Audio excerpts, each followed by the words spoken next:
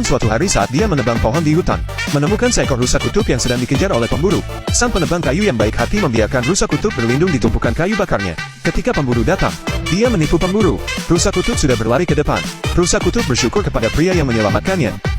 Dia membawa sang penebang kayu ke tepi sebuah kolam, sampai dia melihat sinar terang turun dari langit. Kemudian 5 dewi turun dari bulan. Mereka berasal dari istana Guanghan. Setiap tahun di malam bulan purnama mereka datang ke dunia untuk mandi, dan segera bersembunyi di balik batu. Melihat dewi yang perlahan jatuh ke kolam, rusa Meihua bertanya apakah dia menyukai istrinya yang diberikan kepadanya. Saat dewi-dewi mandi di sungai, dia mengambil pakaian dan lari.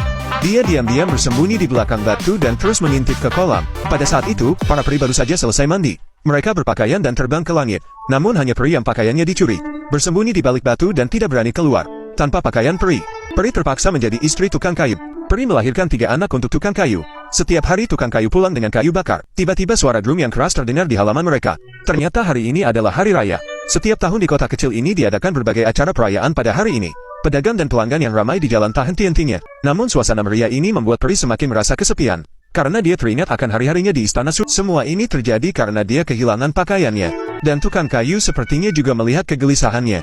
Dia mendekat dan menghiburnya. Ketika malam tiba dan kembali ke rumah, meskipun tukang kayu ingin memberitahu kebenaran kepada peri, namun rusa bunga melati berkata bahwa dia tidak bisa mengembalikan pakaian itu kepadanya, atau dia akan kehilangan istrinya.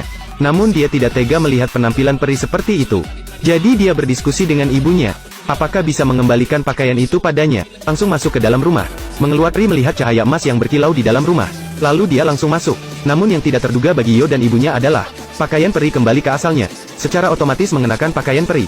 Saat ini dia telah pulih semua kekuatannya.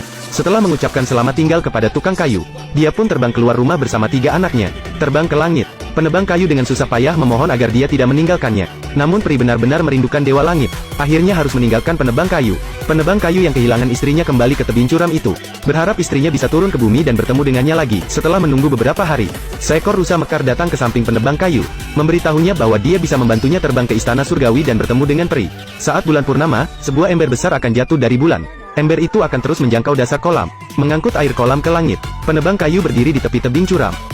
Penebang kayu meraih tali rafia. Dia naik ember dan terbang ke istana surgawi. Berhasil bertemu dengan istrinya. Meskipun surga bagus, tukang kayu mulai merindukan ibunya di rumah. Untuk memungkinkan dia melihat ibunya sebelum kembali ke surga, maka dia memanggil seekor kuda langit untuknya. Qiaofu mengatakan dia ingin tinggal di surga selamanya. Ini adalah kunjungan terakhirku padamu. Setelah ibunya mendengar, dia kembali ke dalam rumah. Dia membawa mangkuk bubur panas untuknya minum.